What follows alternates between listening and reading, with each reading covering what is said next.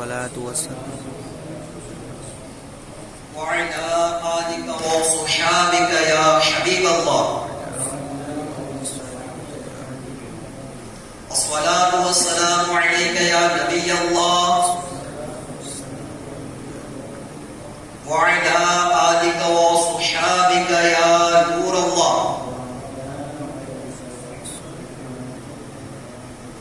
نويت سنة الاعتکاف.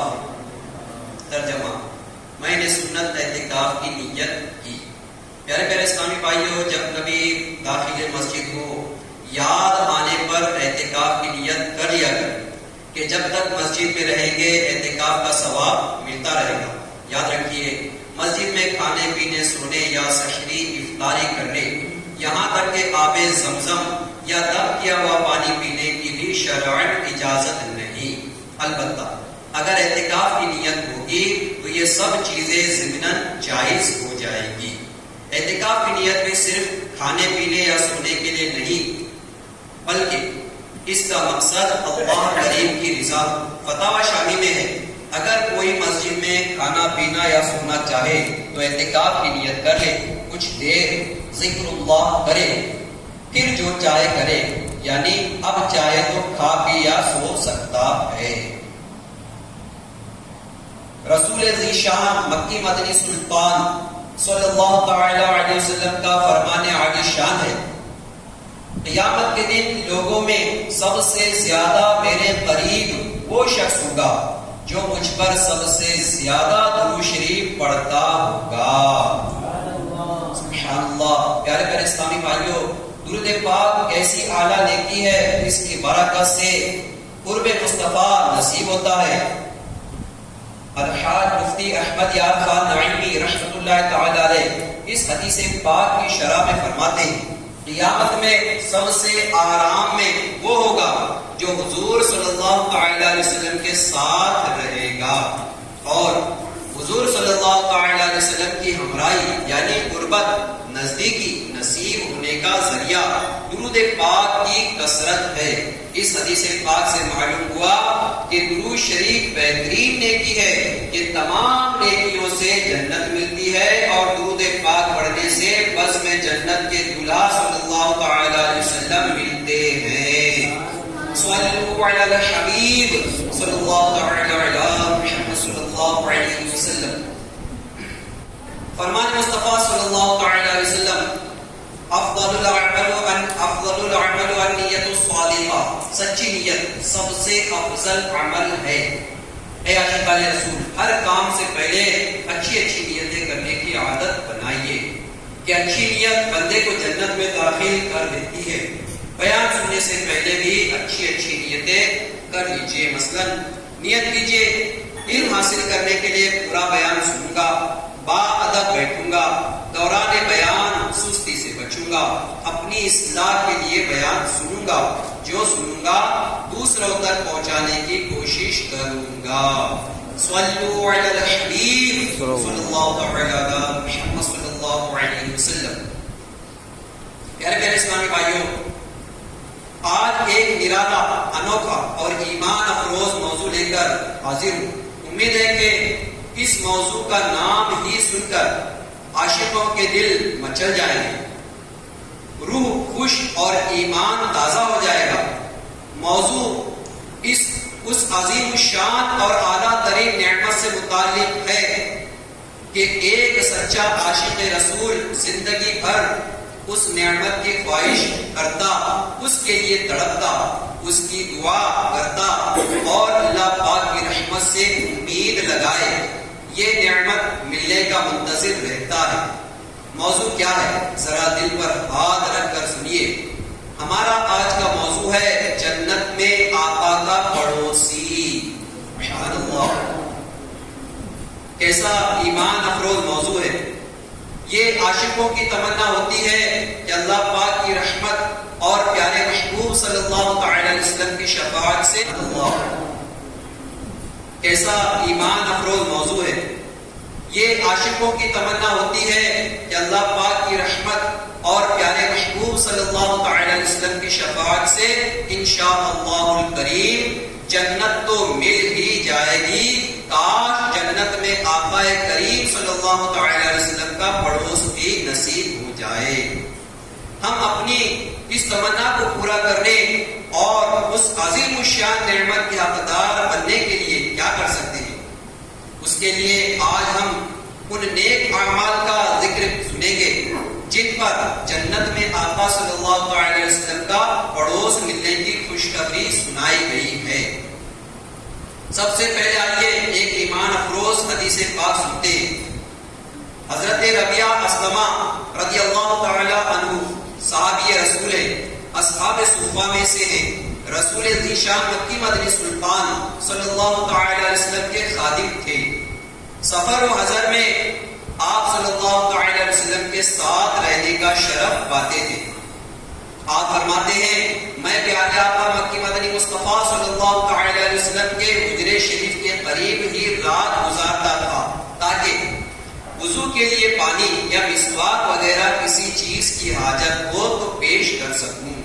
آپ صلی اللہ تعالی علیہ وسلم کی عادت کریمہ تھی کہ رات کو جب بیدار ہوتے تو پڑھتے سبحان اللہ رب العالمین سبحان اللہ و بحمدہ۔ ایک مرتبہ کا واقعہ ہے، تاجدار دو جہان صلی اللہ تعالی علیہ وسلم نیند سے بیدار ہوئے تو میں وضو کے لیے پانی اور مسواک وغیرہ لے کر حاضر ہو گیا۔ میری یہ خدمت دیکھ کر دریائے کرم جوش پر آیا۔ سخیوں کے سخی مکی مدنی صلی اللہ تعالی علیہ وسلم نے عطاؤں کا دروازہ کھولتے ہوئے فرمایا سل اے ربیعہ مانگو۔ میں نے عرض کیا یا رسول اللہ صلی اللہ تعالی علیہ وسلم میں آپ سے جنت میں آپ کا پڑوس مانگتا ہوں۔ مانگنے کو تو حضرت ربیعہ رضی اللہ تعالی عنہ نے سب کچھ ہی مانگ لیا تھا، مگر میرے آقا صلی اللہ تعالی علیہ وسلم سخیوں کے سخی ہیں، آپ کی دعاؤں کی شان ہی نرالی ہے۔ حضرت ربیعہ رضی اللہ تعالی عنہ جنت میں آقا کا پڑوس مانگ چکے تھے۔ سرکار عالی وقار مکی مدنی تاجدار صلی اللہ تعالی علیہ وسلم نے فرمایا کیا اور کچھ بھی چاہیے؟ عرض کی یہی درکار ہے۔ پیارے پیارے اسلامی بھائیوں، حضرت ربیعہ رضی اللہ تعالی عنہ نے عرض کیا یا رسول اللہ صلی اللہ تعالی علیہ وسلم یہی طلب ہے کہ جنت میں آپ کا پڑوس نصیب ہو جائے۔ اس پر رسول ذیشان مکی مدنی سلطان صلی اللہ تعالی علیہ وسلم نے فرمایا کثرت سے سجدے کر کے اپنے نفس پر میری مدد کرو۔ پیارے پیارے اسلامی بھائیوں، اس ایمان افروز روایت سے ہمیں بہت سارے سبق سیکھنے کو ملتے ہیں۔ مثلا ایک بات تو یہ سیکھنے کو ملی کہ ہمارے پیارے آقا مکی مدنی مصطفیٰ صلی اللہ تعالی علیہ وسلم مختار کل ہیں۔ آپ کو اختیارات دیا گیا ہے کہ جس کو چاہیں جب چاہیں جیسے چاہیں عطا فرما دے۔ اسی لیے تو آپ صلی اللہ تعالی علیہ وسلم نے حضرت ربیعہ رضی اللہ تعالی عنہ کو مطلقاً یعنی بغیر کسی قید و بند کے فرمایا سل یعنی مانگ۔ کیا مانگتا ہے؟ یعنی اے ربیعہ کوئی روک ٹوک نہیں، ہم سے دنیا مانگو، آخرت مانگو، مال و دولت مانگو، لمبی زندگی مانگو، خوشیاں مانگو، عزت و مرتبہ مانگو، جنت مانگو، اللہ پاک کا قرب مانگو، جو بھی مانگو گے ملے گا۔ یقیناً ایسی کھلی پیشکش وہی کر سکتا ہے جس کے پاس کھلے اختیارات ہوں، جبکہ ہمارے آقا مکی مدنی مصطفیٰ صلی اللہ تعالی علیہ وسلم نے حضرت ربیعہ رضی اللہ تعالی عنہ کو یہ پیشکش فرمائی۔ تو یہ اس بات کی دلیل ہے کہ اللہ پاک نے آپ کو اختیارات عطا فرمائے ہیں کہ جس کو چاہیں جب چاہیں جیسے چاہیں عطا فرما سکتے ہیں۔ پیارے پیارے اسلامی بھائیوں، حضرت ربیعہ رضی اللہ تعالی عنہ کے واقعے سے دوسری بات یہ سیکھنے کو ملی کہ بارگاہ رسالت میں مانگنے سے شرم جھجک نہیں ہونی چاہیے۔ یہ دنیا کے بادشاہ اور امیر کبیر ہوتے ہیں کہ جہاں مانگتے کو مانگتے ہوئے بھی سوچنا پڑتا ہے، مانگتے ہوئے بھی ڈر لگتا ہے یہ مانگ لوں تو یہ دے پائے گا کہ نہیں، فلاں چیز مانگوں تو کہیں ناراض ہی نہ ہو جائے۔ در مصطفیٰ سب سے بڑا سخی دربار ہے، یہاں مانگتے ہوئے جھجکنا نہیں پڑتا، شرمانا نہیں ہوتا، یہ خوف نہیں ہوتا کہ یہ چیز مانگوں تو مل بھی سکے گی کہ نہیں، بلکہ دیکھیے حضرت ربیعہ رضی اللہ تعالی عنہ نے مانگا بے جھجک مانگا، اور کیا کیا مانگا؟ ایمان پر خاتمہ مانگا، کیونکہ جس کا ایمان پر خاتمہ نہ ہو وہ جنت میں جا ہی نہیں سکتا۔ نیکیوں کی توفیق مانگی، کیونکہ جنت میں داخلہ اللہ پاک کی رحمت سے ملتا ہے، مگر وہاں بلند درجات نیک اعمال کے مطابق ملتے ہیں۔ روز قیامت اعمال کی قبولیت مانگی کہ جس سے اعمال قبول ہی نہ ہو، رد کر دیے جائیں، وہ جنت میں بلند مقام کیسے پائے گا؟ پھر جنت میں بہت اونچا مرتبہ بھی مانگا، اور اللہ پاک کے آخری نبی رسول ہاشمی صلی اللہ تعالی علیہ وسلم نے یہ سب کچھ اپنے صحابی رضی اللہ تعالی عنہ کو عطا فرما دیا۔ اس سے معلوم ہوا کہ ہم بھی حضور صلی اللہ تعالی علیہ وسلم سے ایمان، مال، اولاد، عزت، جنت سب کچھ مانگ سکتے ہیں۔ یہ مانگنا سنت صحابہ ہے۔ پیارے اسلامی بھائیوں، ہم بارگاہ رسالت سے جو چاہے مانگ سکتے ہیں، اور رسول ذیشان مکی مدنی سلطان صلی اللہ تعالی علیہ وسلم عطا بھی فرماتے ہیں، مگر بات یہ ہے کہ مانگنا بھی ایک ڈھنگ ہے۔ آدمی کو مانگنا بھی تو آنا چاہیے۔ یقیناً پیارے آقا مکی مدنی مصطفیٰ صلی اللہ تعالی علیہ وسلم سے دین و دنیا کی ہر بھلائی مانگ سکتے ہیں، مگر آپ خود غور فرمائیں، مدینہ منورہ حاضری ہو، بندہ سنہری جالیوں کے سامنے کھڑا ہو اور چھوٹی موٹی کوئی چیز مانگے، اچھا لگے گا کیا؟ در بڑا ہے تو چیز بھی بڑی ہونی چاہیے، مانگ بھی بڑی ہونی چاہیے۔ دیکھیے حضرت ربیعہ رضی اللہ تعالی عنہ نے کیا عظیم نعمت مانگی، عرض کیا یا رسول اللہ صلی اللہ تعالی علیہ وسلم، جنت میں آپ کا پڑوس مانگتا ہوں۔ پیارے اسلامی بھائیوں، یقیناً دین و دنیا کی سب بھلائیاں ہمیں محبوب ذیشان صلی اللہ تعالی علیہ وسلم کے صدقے ہی میں مل رہی ہیں۔ آئندہ بھی جو کچھ ملے گا حضور اقدس صلی اللہ تعالی علیہ وسلم کے صدقے ہی ملے گا۔ البتہ ہمیں چاہیے کہ دل میں صرف ایک ہی تمنا رکھا کرے، مجھے جنت میں آقا صلی اللہ تعالی علیہ وسلم کا پڑوس چاہیے، اس سے کم کسی چیز پر سمجھوتا نہیں کرنا چاہیے۔ یقیناً ہمارے پیارے آقا صلی اللہ تعالی وسلم جب ہمیں جنت دینے پر قادر ہیں، جب اللہ تعالیٰ نے آپ کو اختیارات عطا فرمائے کہ جو آپ سے جنت کا سوال کرے اسے جنت دے سکتے ہیں، جو آپ سے آپ کا پڑوسی ہونے کا سوال کرے تو آقا صلی اللہ تعالی وسلم اس سے اپنا پڑوس بھی عطا فرما سکتے ہیں۔ تو بتاؤ اتنی اعلیٰ نعمت جب پیارے آقا صلی اللہ تعالی وسلم اپنے غلاموں کو دے رہے ہیں، تب غلام کا کیا کام ہے کہ وہ بھی ایسی چیز مانگے جو بڑی ہو۔ بڑے دربار میں پہنچ کر کے چھوٹی چیز مانگے دے تو بیوقوفی والی بات ہو جائے گی، ملے گا تو وہ بھی، مگر بڑی چیز مانگنا چاہیے۔ تو اس لیے کہا گیا ہے کہ پیارے آقا صلی اللہ علیہ وسلم کی ذات کریمہ وہ ہے کہ آپ سے جو بھی مانگا جائے اللہ پاک کو عطا فرماتا ہے۔ ہمیں صحابہ کرام علیہم رضوان سے یہی سبق سیکھنے کو ملتا ہے۔ ایک مرتبہ پیارے آقا صلی اللہ تعالی علیہ وسلم حضرت ام عمارہ رضی اللہ تعالی عنہا کے بیٹے سے مخاطب تھے اور فرما رہے تھے، اللہ پاک تم سب اہل خانہ پر برکتیں نازل فرمائے، تمہاری ماں کا مقام فلاں سے بہتر ہے، تمہارے ربیب یعنی سوتیلے والد کا مقام فلاں کے مقام سے بہتر ہے، تمہارا مقام فلاں کے مقام سے بہتر ہے۔ حضرت ام عمارہ رضی اللہ تعالی عنہا نے یہ بات سنی تو عرض کیا، یا رسول اللہ صلی اللہ تعالی علیہ وسلم ہمارے لیے دعا فرمائیے کہ جنت میں آپ کا پڑوس نصیب ہو جائے۔ آپ صلی اللہ تعالی علیہ وسلم نے دعا فرمائی، اے اللہ پاک انہیں جنت میں میرا ساتھی بنا دے۔ یہ دعائے مصطفیٰ سنی تو حضرت ام عمارہ رضی اللہ تعالی عنہا نے جوش سے کہا، مجھے دنیا میں کیا پہنچتا ہے، مجھے اس کی کوئی پرواہ نہیں۔ اب دنیا میں مجھے کیا ملتا ہے کیا نہیں ملتا مجھے اس بات کی کوئی پرواہ نہیں۔ جب ہمارے آقا صلی اللہ تعالی وسلم نے ہمارے لیے اپنے پڑوس ہونے کی دعا فرما دی تو ہمارے لیے یہی بہت ہے کہ حضور پاک صلی اللہ علیہ وسلم نے اپنا پڑوسی بتایا. اب دنیا میں تکلیف ملے, چاہے آزمائش ملے, چاہے کیسی بھی صحبتیں برداشت کرنی پڑے, اب اس کا کوئی غم نہیں, اس کا کوئی خطرہ بھی ہمیں نہیں, کیونکہ آخر کار پیارے آقا صلی اللہ علیہ وسلم کی رفاقت ہمیں ملے گی. تو یہ صحابہ کرام اور صحابیات کا معمول ہوا کرتا تھا. ایک مرتبہ ایک عربی بارگاہ رسالت میں حاضر ہوئے.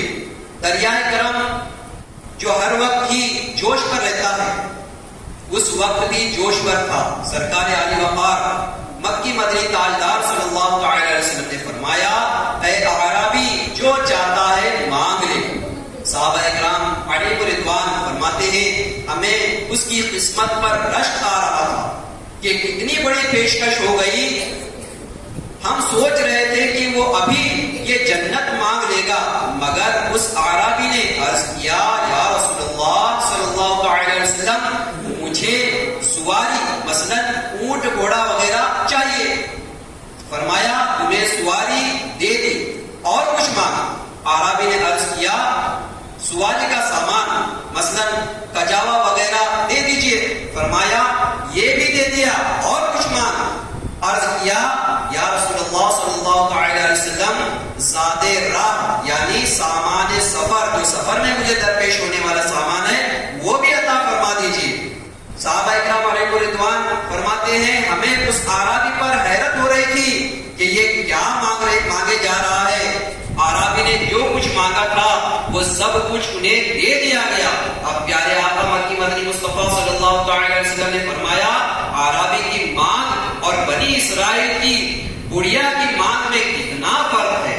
پھر آپ صلی اللہ علیہ وسلم نے بنی اسرائیل کی گڑیا کا واقعہ بیان فرمایا, جس کا خلاصہ یہ ہے جب حضرت موسیٰ علیہ نبینا علیہ السلام بنی اسرائیل کو لے کر مصر سے جانے لگے تو اللہ پاک کی طرف سے حکم ہوا حضرت یوسف علیہ نبینا علیہ السلام کے جسد مبارک کو یعنی جسم مبارک کو بھی ساتھ لے لیجیے. حضرت یوسف علیہ السلام کو دنیا سے رخصت ہوئے صدیاں گزر گئی تھی اور آپ کو دریائے نیل کے درمیان میں دفن کیا گیا تھا. لہذا اتنی صدیاں گزر جانے کے بعد کوئی نہیں جانتا تھا کہ حضرت یوسف علیہ السلام کو کس جگہ دفن کیا گیا تھا. صرف ایک گڑیا کو اس جگہ کا پتا تھا. حضرت موسیٰ علیہ السلام نے اس گڑیا سے پوچھا کیا تم جانتی ہو کہ حضرت یوسف علیہ السلام کی قبر کس جگہ ہے؟ بولی جی ہاں میں جانتی ہوں. فرمایا ہمیں بتاؤ. کہنے لگی خدا کی قسم جب تک آپ میری مانگ پوری نہیں کرتے میں نہیں بتاؤں گی. فرمایا مانگو, کیا مانگتی ہو؟ تمہیں دے دیا جائے گا. گڑیا سمجھدار تھی, بولی میں آپ سے جنت میں آپ کا پڑوس مانگتی ہوں. بنی اسرائیل کی گڑیا کیا کہتی ہے حضرت موسیٰ علیہ السلام سے کہ میں حضرت یوسف علیہ السلام کی قبر کہاں ہے بتاؤں گی, مگر میری ایک مانگ ہے اور وہ مانگ کیا ہے کہ مجھے جنت میں آپ کا پڑوس چاہیے. اے موسیٰ علیہ السلام آپ مجھے جنت میں اپنا پڑوس عطا کریں, میں حضرت یوسف علیہ السلام کی قبر آپ کو بتا دوں گی. حضرت موسیٰ علیہ السلام نے فرمایا صرف جنت مانگ لو. بولی نا خدا کی قسم میں اس سے کم پر بالکل راضی نہیں ہوں. مجھے صرف جنت نہیں بلکہ جنت میں آپ کا ہی پڑوس چاہیے. حضرت موسیٰ علیہ السلام نے اسے مزید سمجھایا مگر وہ اپنی بات پر پکی تھی. اس پر اللہ پاک نے وحی بھیجی اور فرمایا اے موسیٰ علیہ السلام آپ کا کیا نقصان ہے, جو مانگتی ہے دے دیجیے. چنانچہ حضرت موسیٰ علیہ السلام آپ کا کیا نقصان ہے, جو مانگتی ہے دے دیجیے. چنانچہ حضرت موسیٰ علیہ السلام نے اس کی مانگ پوری فرمائی اور حضرت یوسف علیہ السلام کا جسد مبارک لے کر روانہ ہو گئے. پیارے پیارے اسلامی بھائیوں, یہ ہے مانگنے کا طریقہ.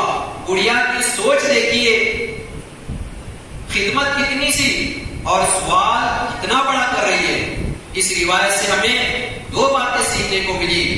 ایک بات تو ان اعرابی رضی اللہ تعالی عنہ کے عمل سے سیکھنے کو ملی، وہ صحابی تھے، انہوں نے پیارے آقا مکی مدنی مصطفیٰ صلی اللہ تعالی علیہ وسلم سے دنیاوی چیزیں مانگی اور آپ صلی اللہ تعالی علیہ وسلم نے اس پر انکار نہیں فرمایا۔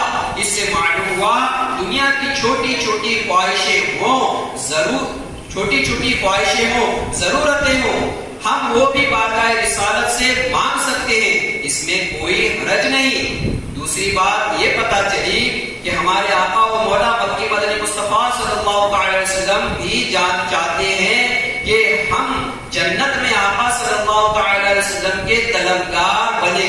دیکھیے ان اعرابی نے جو کچھ مانگا آپ صلی اللہ علیہ وسلم نے وہ بھی انہیں عطا فرما دیا، مگر ساتھ ہی ساتھ بنی اسرائیل کی گڑیا کا واقعہ بیان فرما کر یہ ترغیب بھی دلا دی کہ جب مانگنا ہو تو وہ مانگا کرو جو بنی اسرائیل کی گڑیا نے مانگا تھا۔ بلکہ ایک روایت میں ہے آپ صلی اللہ علیہ وسلم نے فرمایا کیا تم یہ نہیں کر سکتے کہ بنی اسرائیل کی گڑیا جیسے ہو جاؤ، یعنی نبی کا پڑوس مانگو، کیا تم یہ نہیں کر سکتے؟ یہ تو ہر مسلمان کر سکتا ہے، یہ تو ہر عاشق رسول کر سکتا ہے۔ تو لہٰذا ہمیں بھی چاہیے کہ جب بھی ہم دعا کریں اللہ تعالیٰ کی بارگاہ میں یہ دعا کریں کہ حضور پاک صلی اللہ علیہ وسلم کا ہمیں جنت میں پڑوس عطا فرمائے۔ یہ نہ دیکھیں کہ میں گنہگار ہوں، یہ نہ دیکھیں کہ میں سیاہ کار ہوں، یہ نہ دیکھیں کہ میں خطا کار ہوں، میرے پاس کوئی اچھی اعمال نہیں ہے، سارا نامہ اعمال گناہوں سے بھرا پڑا ہے، مگر دینے والی ذات اللہ کی ہے اور کرم فرمانے والی ذات رسول پاک کی ہے۔ تو اس لیے یہ بڑی بارگاہ ہے، یہاں سے بڑی بڑی چیزیں مل سکتی ہیں، وہ ہمارے بس میں ہے یا نہیں اس سے کوئی ضرورت نہیں، دینے والے ذات عطا کرنے والی ہے تو وہ عطا کر کے رہے گی، مگر شرط یہ ہے کہ ہمیں مانگنا آنا چاہیے۔ ہم چھوٹی چھوٹی چیزیں مانگ کر کے رہ جائیں گے تو چھوٹی چھوٹی چیزیں تو مل کے رہے گی، مگر مانگنا ہے تو اور بڑی چیزیں مانگو۔ یقیناً پیارے آقا صلی اللہ تعالی علیہ وسلم کا پڑوس یہ بڑی عظیم اور اعلیٰ نعمت ہے۔ حضور پاک صلی اللہ علیہ وسلم کا جنت میں پڑوس مانگنا، ایک تو ایمان والے کو جنت مل کے رہے گی، جس کا ایمان پر خاتمہ ہوا اسے جنت تو مل کے رہے گی، مگر کیا بات اس جنتی کی جو حضور پاک صلی اللہ علیہ وسلم کے پڑوس میں رہتا ہو، جہاں سے حضور پاک صلی اللہ علیہ وسلم کو بارہا دیکھا کرے گا، جہاں سے حضور پاک صلی اللہ علیہ وسلم سے جب چاہے تب وہ حضور پاک سے ملاقات کرنے کا شرف حاصل کرتا رہے گا، حضور پاک صلی اللہ علیہ وسلم کے دیدار سے ہمیشہ مشرف رہے گا، تو اس جنتی کی کیا عظمت ہوگی۔ یقیناً پیارے آقا صلی اللہ علیہ وسلم دینے پر آمادہ ہے، یعنی آپ کا دریائے رحمت جوش پر ہے، تو اب امتی کو چاہیے کہ اپنے آقا کی بارگاہ میں عرضی ڈالتے رہیں کہ پیارے آقا ہمیں بھی اپنا پڑوس عطا فرما دے، ہمیں بھی اپنا پڑوس عطا فرما دے۔ تو یہ پیارے آقا صلی اللہ علیہ وسلم کی شان ہے، اور اللہ تعالیٰ کا فضل ہوا تو یقیناً پیارے آقا صلی اللہ علیہ وسلم کے پڑوس میں جگہ مل کے رہے گی۔ پیارے پیارے اسلامی بھائیوں، شیخ عبدالحق محدث دہلوی رحمۃ اللہ تعالی علیہ فرماتے ہیں جنت میں آقا کا پڑوسی بننے کی صرف خواہش کافی نہیں، بندے کو چاہیے کہ اس کے لیے وسیلہ بھی اپنائے، یعنی افضل نیکیاں اور عبادات کر کے پیارے آقا مکی مدنی مصطفیٰ صلی اللہ تعالی علیہ وسلم کا قرب بھی حاصل کرے۔ حضرت ربیعہ اسلمہ رضی اللہ تعالی عنہ والی روایت پر غور کیجیے، آپ نے جنت میں آقا صلی اللہ علیہ وسلم کا پڑوس مانگا تو رسول ذیشان مکی مدنی سلطان صلی اللہ علیہ وسلم نے انہیں کثرت سے سجدے کرنے کی تلقین فرمائی۔ اب ہم مسجدوں سے دور ہیں، جبکہ پیارے آقا صلی اللہ علیہ وسلم نے کثرت سے سجدے کرنے کا حکم دیا، تو کیا سمجھ میں آتا ہے کہ نبی رحمت صلی اللہ علیہ وسلم کو نماز سے بڑی محبت ہے، نماز سے بڑی انسیت ہے، جو نمازی ہوتا ہے اس سے پیارے آقا صلی اللہ علیہ وسلم خوش ہوتے ہیں۔ اسی لیے تو کہا گیا کہ نماز میں میری آنکھوں کی ٹھنڈک ہے، پیارے آقا صلی اللہ علیہ وسلم کا قول ہے۔ اس لیے یہاں پر بھی یہی کہا گیا کہ اگر جنت میں میرا پڑوس چاہتے ہو تو کثرت سے سجدے کیا کرو، کثرت سے سجدے کیا کرو۔ تو اب امتی کا بھی کام بنتا ہے کہ جیسا آقا ان کو فرما دے ویسا کرے۔ سبحان اللہ، کتنا آسان عمل ہے، کثرت سے سجدے کرنے ہیں۔ ہم روزانہ پانچوں نمازیں فرض، سنتیں اور نوافل وغیرہ ملا کر مکمل ادا کریں تو 48 رکعتیں بنتی ہیں، ہر رکعت میں 2 سجدے، یہ کل 96 سجدے ہو گئے۔ ساتھ میں تہجد کے زیادہ نہیں تو 2 نفل ملا لیجئے، 100 سجدے ہو گئے۔ اشراق و چاشت کی کم از کم 4 رکعت مزید شامل کیجئے، 108 سجدے ہو گئے۔ 6 رکعت اوابین کی نوافل کی شامل کیجئے، 120 سجدے ہو گئے۔ 2 رکعت صلاۃ التوبہ پڑھیے، دن میں کسی ایک نماز کے ساتھ نماز تحیۃ الوضو پڑھ لیجئے۔ تحیۃ المسجد کی 2 نفل پڑھ لیجئے، یہ کل 132 سجدے ہو گئے۔ قرآن کریم میں 14 آیات سجدہ ہے، یہ 14 کی 14 آیات پڑھ کر 14 سجدے کریں تو حاجتیں پوری ہوتی ہیں۔ دین و دنیا کی ہر حاجت پوری ہونے کا بہترین وظیفہ ہے۔ کم و بیش 10 سے 12 منٹ لگتے ہیں۔ آیت سجدہ پڑھ کر 14 سجدے کر لیجئے، یہ کل 146 سجدے ہو گئے، جو ہم بہت آسانی کے ساتھ دن میں کر سکتے ہیں۔ کام کتنا آسان ہے، اگر ہم کثرت سے سجدے کرنے کے عادی ہو جائیں تو اس سے کیا ملے گا؟ اللہ پاک کا قرب اور جنت میں آقا صلی اللہ علیہ وسلم کا پڑوس۔ سبحان اللہ، پیارے پیارے اسلامی بھائیوں، جنت میں آقا کا پڑوس دلانے والا دوسرا نیک عمل ہے بیٹیوں کی اچھی پرورش کرنا۔ حضرت انس بن مالک رضی اللہ تعالی عنہ سے روایت ہے، جناب عبداللہ کے لخت جگر بی بی آمینہ کے نور نظر صلی اللہ تعالی علیہ وسلم کا فرمان ہے، جس کی 3 بیٹیاں ہوں اور وہ ان کے معاملے میں اللہ پاک سے ڈرے اور ان کی پرورش کرے تو وہ شخص جنت میں میرے ساتھ ایسا ہوگا۔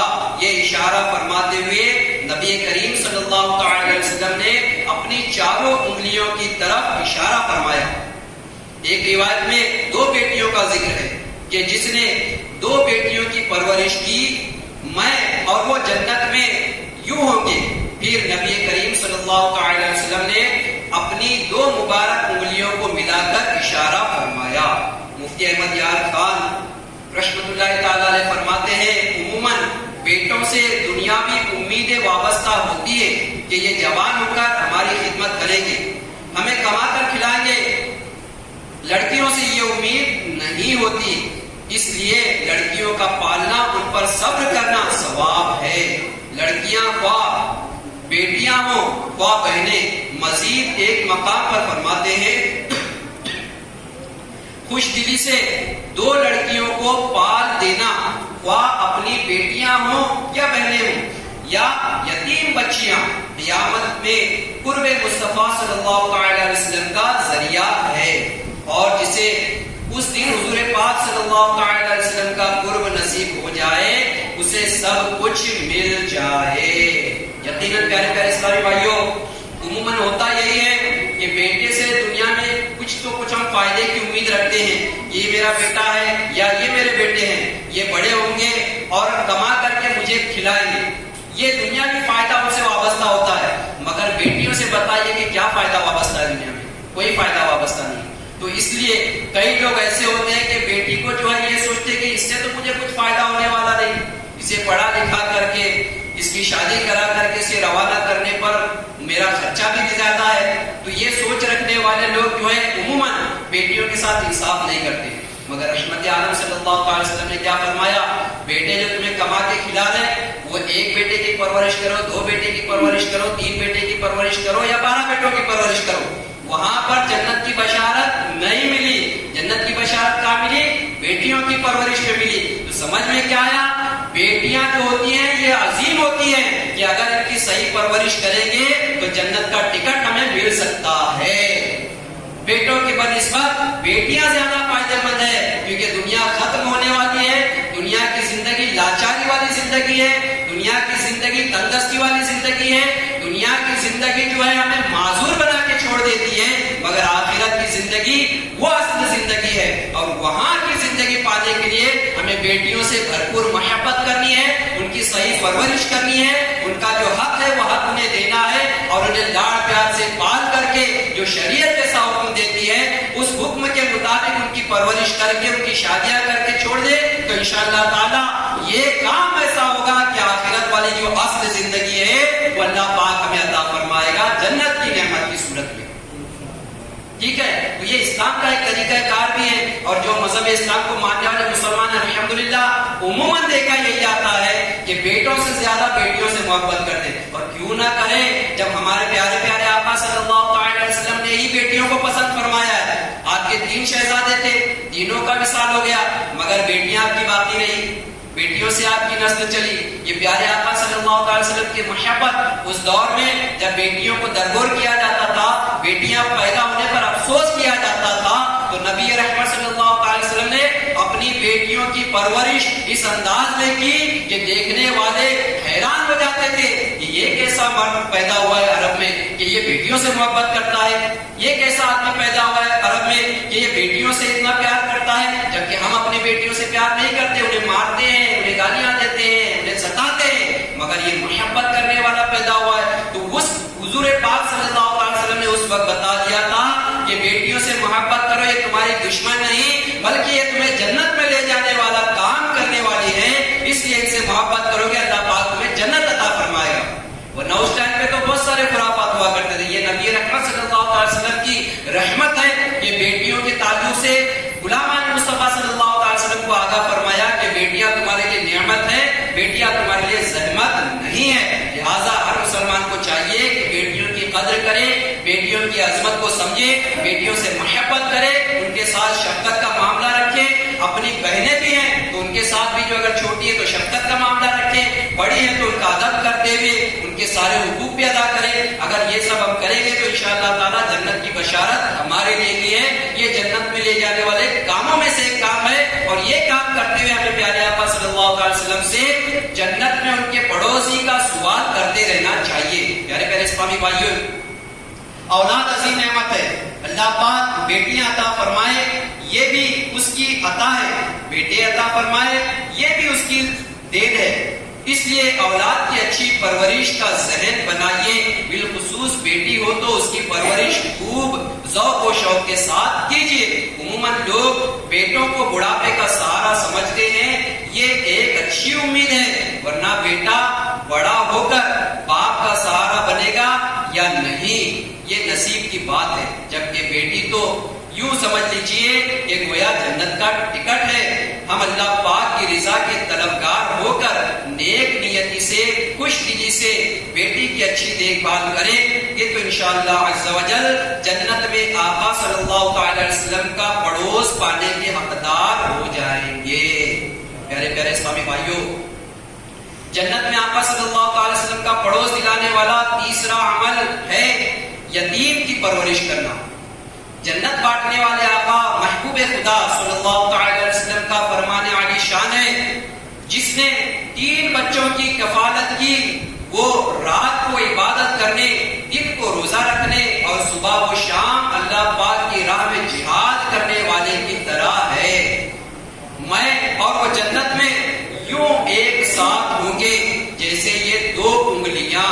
پھر آپ صلی اللہ علیہ وسلم نے شہادت اور بیچ والی انگلی کو ملا لیا اس طریقے سے کہ جو 3 یتیموں کی پرورش کرے، میں اور وہ جنت میں اس طریقے سے رہیں گے جیسے یہ 2 انگلیاں۔ یہ 2 انگلیاں ملا کر کے آپ نے یہ بتا دیا کہ ایک دم بالکل قریب قریب رہیں گے ہم دونوں، تو ایک کیسی عظیم نعمت ہے۔ اس لیے اسلام میں یہ ذہن دیا گیا ہے کہ یتیم کے سر پر دست شفقت کرو، دست شفقت رکھو اور یتیم کا خیال کرو، انہیں جو ضرورت ہے وہ ضرورتیں پوری کرو، انشاءاللہ تعالی اللہ پاک تم سے راضی ہوگا۔ بخاری شریف کی حدیث پاک میں صرف ایک یتیم کی کفالت پر بھی یہی خوشخبری سنائی گئی ہے۔ سبحان اللہ۔ البتہ اس روایت میں تھوڑا سا فرق یہ بیان ہوا ہے کہ جب حضور نبی کریم صلی اللہ علیہ وسلم نے اپنی شہادت والی اور درمیانی انگلی سے اشارہ کیا تو دونوں انگلیوں کے درمیان کچھ فاصلہ رکھا، کچھ فاصلہ ایسا رکھ دیا اس روایت کو بیان کرنے میں، جو ایک یتیم کی پرورش کرے۔ سبحان اللہ۔ پیارے پیارے اسلامی بھائیوں، کیا شان ہے، یتیم بچوں کی پرورش کیجئے، ان کی دیکھ بھال کیا کیجئے، انشاءاللہ الکریم جنت میں آقا صلی اللہ علیہ وسلم کا پڑوس نصیب ہوگا۔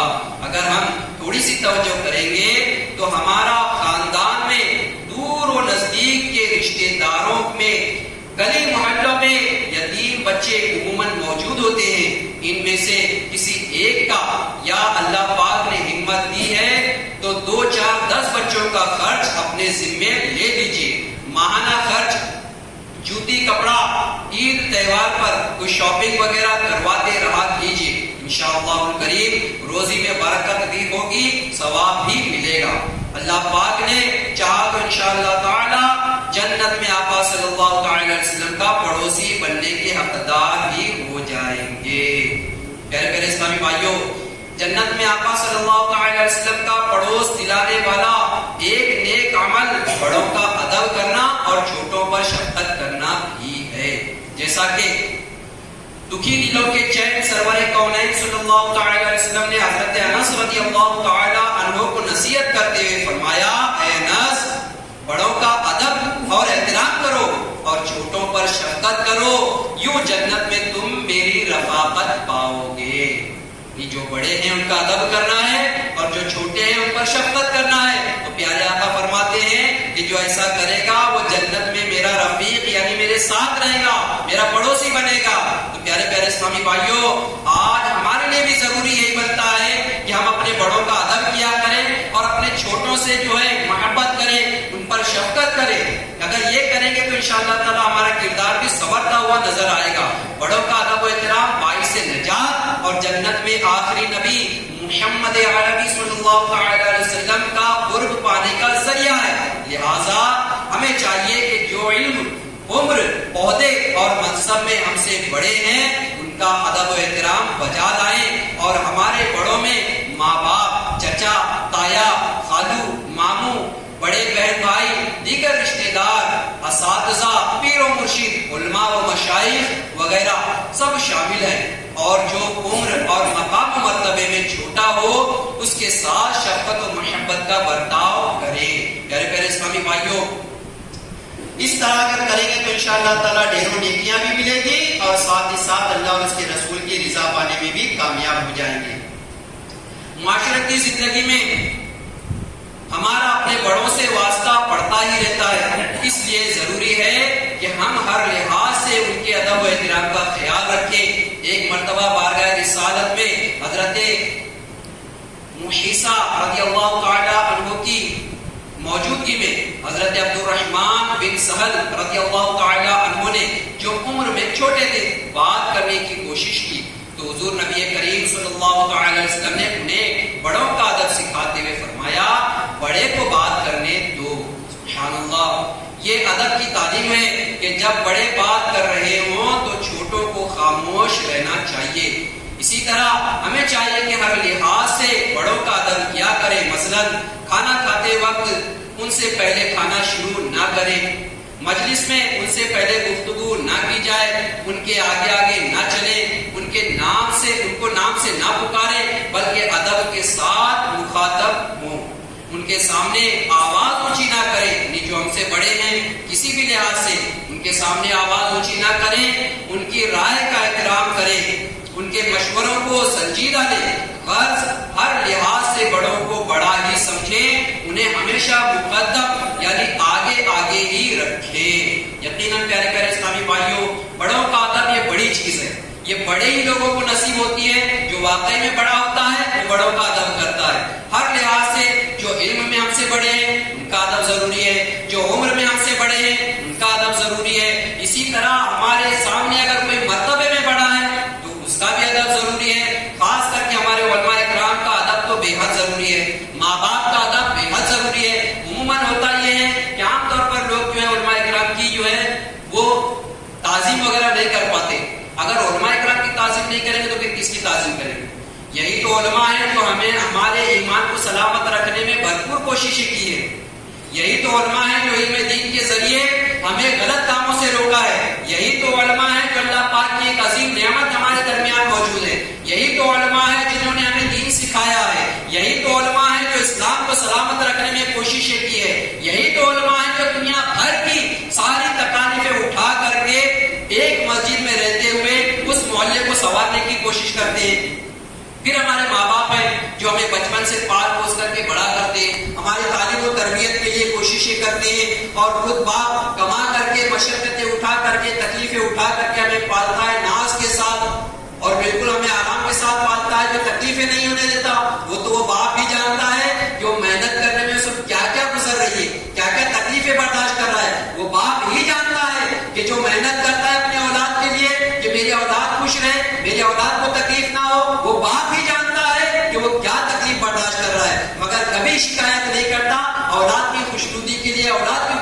لیے اپنے آپ کو قربان کر دیتا ہے. اولاد کو اگر چپل چاہیے ہوتے ہیں تو نئے چپل خرید کے لے کے آتا ہے, مگر اس باپ کی چپل کو دیکھو پٹی پرانی پہنا رہتا ہے. اولاد عید میں یا دیگر وقتوں میں نئے کپڑے کی طلبگار ہوتی ہے, وہ باپ ہوتا ہے جس کے پاس ہونے یا نہ ہونے کی صورت میں بھی وہ اپنی اولاد کو نئے کپڑے لا کر کے دیتا ہے اور خود 5-5 سال سے پرانے کپڑے پہن کر کے چلا رہا ہوتا ہے. یہ باپ ہی ہوتا ہے جو اپنی ہر خواہش کو مان کر کے اپنی اولاد کے لیے ہر آرائش, ہر خوشی کا انتظام کرتا ہے. مگر ہم ہوتے ہیں کہ ہم اپنے ماں باپ کے حقوق نہیں سمجھ سکتے, اپنے ماں باپ کی قربانیاں نہیں سمجھ سکتے.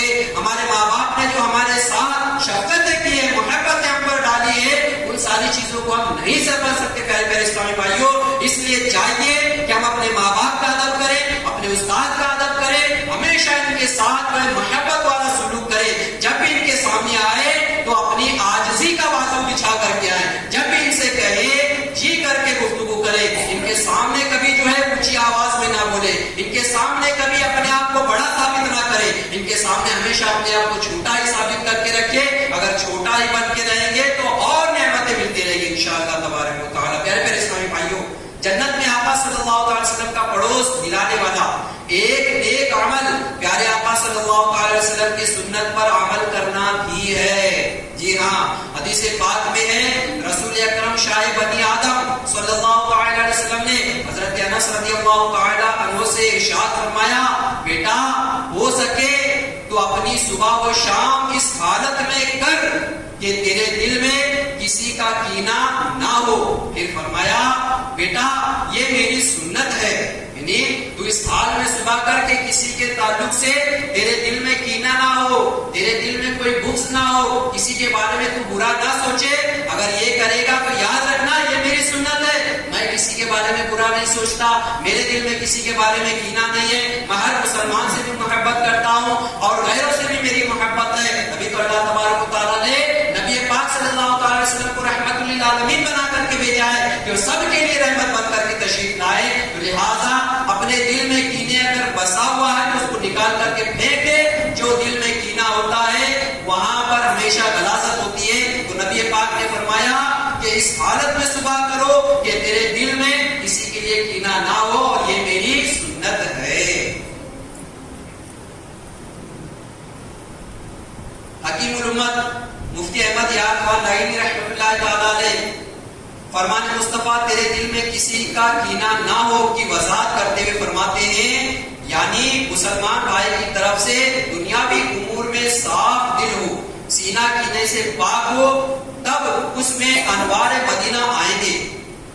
دھندلا آئینہ اور میلا دل قابل عزت نہیں. مزید فرماتے ہیں جیسے اعمال میں سنتوں کی پابندی باعث ثواب ہے, ایسے ہی دل صاف رکھنا, اچھے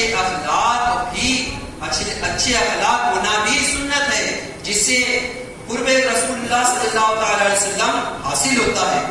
پیارے پیارے اسلامی بھائیوں, تو ہمیں بھی چاہیے نبی پاک صلی اللہ تعالی وسلم کی سنتوں کے عامل بنتے ہوئے, حضور پاک صلی اللہ تعالی وسلم کی سنتوں پر عمل کرتے ہوئے جتنا ممکن ہو سکے پیارے آقا صلی اللہ تعالی وسلم کی سنت کو اپناتے ہوئے دوسرے اسلامی بھائی تک پہنچانے کی بھرپور کوشش کیا کریں. پیارے پیارے اسلامی بھائیوں, یہ ساری چیزیں ہمارے درمیان ہیں. اگر یہ ہم ساری چیزیں کرتے ہوئے پیارے آقا صلی اللہ علیہ وسلم کے پڑوسی کا امیدوار بنتے ہیں تو پھر ہمارے لیے بہتر ہے. لہٰذا ہمیں سب سے پہلے چاہیے کہ ہم اپنے کردار کو سنواریں. حضور پاک صلی اللہ علیہ وسلم نے سجدوں سے محبت کی ہے, تو ہمیں بھی چاہیے کہ ہم اپنے سجدوں کو جو ہے ترک ہونے نہ دیں, اپنی نمازیں قضا ہونے نہ دیں. اسی طرح ہمارے کردار میں اچھائیاں لے کر کے آئیں. ہم اپنے بڑوں کا ادب کریں, چھوٹوں سے محبت کریں, پیارے آقا صلی اللہ علیہ وسلم کی سنتوں سے محبت کریں. پیارے آقا صلی اللہ علیہ وسلم فرماتے ہیں جس نے میری سنت سے محبت کی اس نے مجھ سے محبت کی, اور جس نے مجھ سے محبت کی وہ جنت میں میرے ساتھ ہوگا. جو مجھ سے محبت کرے گا وہ جنت میں میرے ساتھ ہوگا. جو مجھ سے محبت کون کرے گا, وہ جو میری سنت سے محبت کرے گا. اب سنت سے محبت کرنے کا طریقہ کیا ہے کہ سنتوں کو اپنایا کریں. الحمدللہ اجتماعات میں شرکت کرنا یہ بھی سنت طریقوں میں سے بھی ایک ہے کہ پیارے آقا صلی اللہ علیہ وسلم کی محفل مبارک میں صحابہ کرام علم دین سیکھنے کے آیا کرتے تھے. اسی طرح بہت ساری سنتیں, امامہ باندھنا سنت ہے, داڑھی رکھنا سنت ہے, اچھے لباس پہننا, اسلامی لباس پہننا یہ بھی سنت ہے. اور خاص کر کے اپنے کردار کو اچھا بنانا یہ بھی سنت ہے.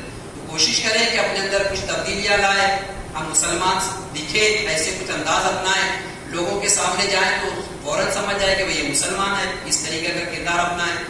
یہ اگر ہم کریں گے اور نمازوں کی پابندی کریں گے تو انشاءاللہ تعالی اللہ پاک اپنے فضل و کرم سے اپنے محبوب صلی اللہ علیہ وسلم کا پڑوس ہمیں عطا فرمائے گا.